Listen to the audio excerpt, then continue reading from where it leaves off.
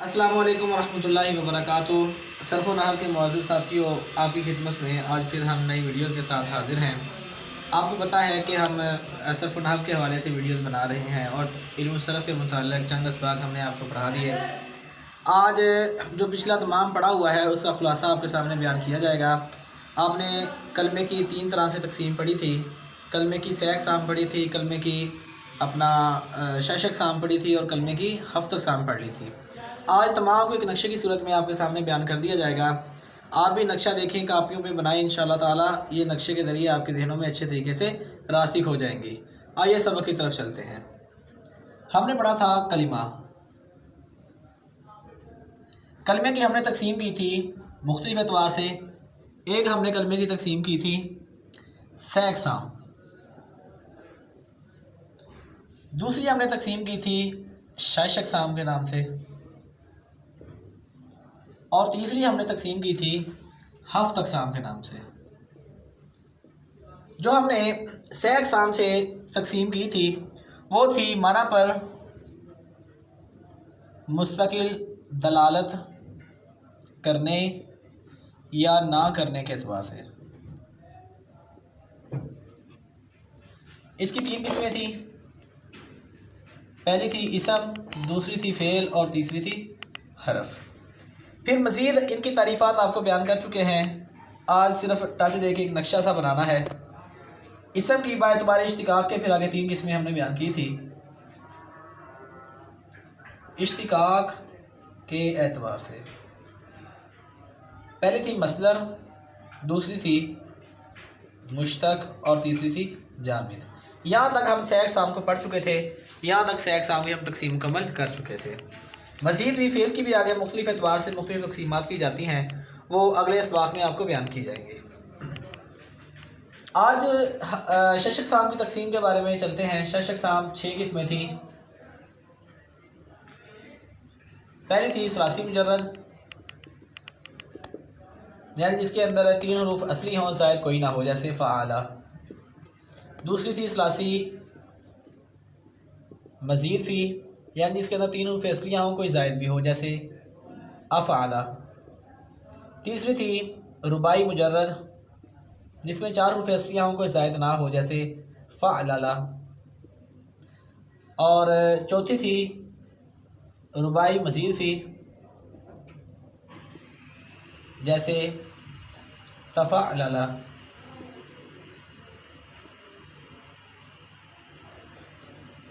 इसके अंदर ता ज़ायदा है। पाँचवीं थी खुमासी मुजर्रद, जैसे फ़अलालिलुन। और छठी थी खुमासी मज़ीद फ़ी, जैसे फ़अलालीलुन। ये आपके सामने हमने 6 अक़साम बयान की थी। ये 6 अक़साम का नक्शा आपके सामने बयान कर दिया। अब 7 अक़साम जो हमने बयान की थी इसका नक्शा बनाते हैं।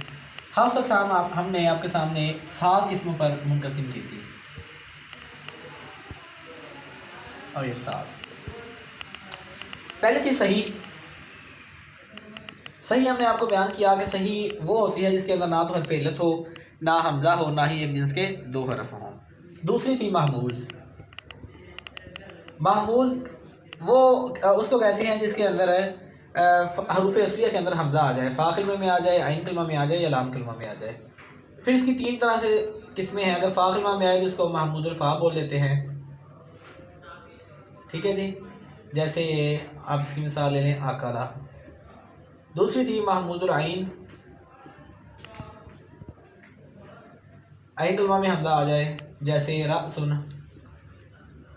तीसरी थी लाम, महमूदुल लाम, जिसके लाम कलमा में आए, जैसे कारा। ये महमूद की आगे तकसीम हो गई। फिर महमूद के बाद बारी आती है मुदाफ़ की। मुदाफ़ हमने आपको बयान किया कि मुदाफ़ वो कलमा होता है जिसमें एक जिन्स के 2 हरफ पाए जाएँ। अब इसकी भी आगे मज़ीद तकसीम है। या तो वो सलासी होंगे, यानी सलासी मुजर्रद या सलासी मज़ीद फ़ी में होंगे, या फिर रुबाई होंगे, यानी रुबाई मुजर्रद या रुबाई मज़ीद फ़ी होंगे। अब इससे ये मालूम हो गया कि सलासी होंगे, मिसाल के तौर पर مدہ، ٹھیک ہے جی، یا فرہ، ان کی اگر اصل نکالے تو مادہ دا تھا، اور ایسے ہی فرم کی بھی. ربائی جیسے زلزلہ، دو زائیں آ رہی ہیں، ایک یہ زا ایک یہ زا، حروف اصلیہ میں آ رہی ہیں، بر وزن فعلالہ. یہ مضاف کے اعتبار سے مضاف کی تقسیم تھی. مضاف کے بعد آتا ہے مثال کی باری. مثال کی بھی آگے دو قسمیں تھی. مثال کے بارے میں ہم نے آپ کو بتایا تھا تعریف اس کی کہ وہ کلمہ جس کے فا کلمے کے مقابلے میں حرف علت آ جائے. اب فا کلمہ کے مقابلے میں حرف علت یا تو واو ہوگا یا پھر یا ہوگا. واو کی مثال جیسے وعدہ، یا کی مثال جیسے یاتیمہ. یہ مثال کے حوالے سے تھا. مثال کے بعد جو باری آتی ہے وہ آتی ہے اجوف کی. اجوف کی بھی اسی طرح دو قسمیں ہوں گی، اجوف واوی، اجوف یائی. واوی کی مثال جیسے قول، یائی کی مثال جیسے غیب. ایسے ہی آگے آتی ہے ناقص. اجوف وہ کلمہ ہوتا ہے جس کے عین کلمہ میں حرف علت آ جائے، اور ناقص وہ ہوتا ہے جس کے لام کلمہ میں حرف علت آئے. ناقص کی بھی ایسی دو ہی قسمیں تھیں، ناقص واوی، ناقص یائی. اگر لام کلمے کے مقابلے میں واو آ جائے تو ناقص واوی ہوگی جیسے دعوا. اگر لام کلمے کے مقابلے میں یا آ جائے تو ناقص یائی ہوگی جیسے رامیہ. ٹھیک ہے جی. یہ دعوا سے دعا بن گیا تھا، لیکن ہم نے آپ کو چونکہ کھول کے بیان کیا ہے اس وجہ سے اس کی اصل آپ کے سامنے بیان کی ہے دعوا. آخری قسم ہے لفیف. پھر لفیف کی بھی ہم نے آپ کو بتایا، تعریف بتا دی تھی کہ لطیف وہ کلمہ ہوتا ہے کہ جس کے مقابلے میں دو حرف، جس کے حروف اصلیہ میں دو حرف علت پائے جائیں. لفیف کی بھی آگے دو قسمیں تھیں، لفیف مقرون اور لفیف مفروق. لفیف مقرون وہ ہوتا ہے کہ جس میں حرف اصلیہ کے مقابلے میں دو حرف علت آئیں لیکن وہ دونوں حرف علت آپس میں ملے ہوئے ہوں، جیسے تیون. اس کو کھولیں تو یہ بنتا ہے تیون، دو حرف علت ہے فعلن. ان کا ادغام کیا تو تیون بن گیا. دو حرف علت یہ اکٹھے آ رہے ہیں، ان کے درمیان کوئی فاصلہ نہیں ہے. جب دو حرف علت اکٹھے آئیں تو اس کو لفیف مقرون بول دیں گے. دوسری قسم ہے لفیف مفروق. اس کی مثال جیسے والیہ. لفیف مفروق وہ ہوتا ہے جس کے اندر دو کلمے میں دو حرف علت تو آئیں لیکن وہ آپس میں جڑے ہوئے ملے ہوئے نہ ہو، بلکہ ان میں عین کلمے کے ذریعے فاصلہ کر دیا گیا ہو.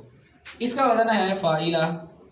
اب واو حرف علت فا کے مقابلے میں آ رہا ہے اور یا حرف علت لام کے مقابلے میں ہے. اب جو درمیان میں عین ہے اس کے ذریعے جو لام کے مقابلے میں عین کے مقابلے میں جو لام ہے اس کے ذریعے ہم نے کیا کیا، ان دو حرف علت کے درمیان فرق کر دیا. جب فرق کر دیا تو یہ لفیف مفروق کہلائے. تو اس طرح کر کے یہ 7 اقسام کا نقشہ بھی مکمل ہوا. یہ ہم نے آپ کو 6 اقسام 6 اقسام اور 7 اقسام کا نقشہ بیان کیا ہے. اللہ رب العزت سے دعا ہے کہ رب کریم اس نقشے کے ذریعے 6 اقسام 6 اقسام اور 7 اقسام کو ہمارے ذہنوں میں راسخ فرمائے اور ان کو سمجھ کر ہمیں قرآن و حدیث پر اس کو اپلائی کرنے کی توفیق عطا فرمائے اور دین متین کی خدمت کرنے کی توفیق عطا فرمائے. آمین بجاہ سید العالمین صلی اللہ تعالی علیہ وسلم.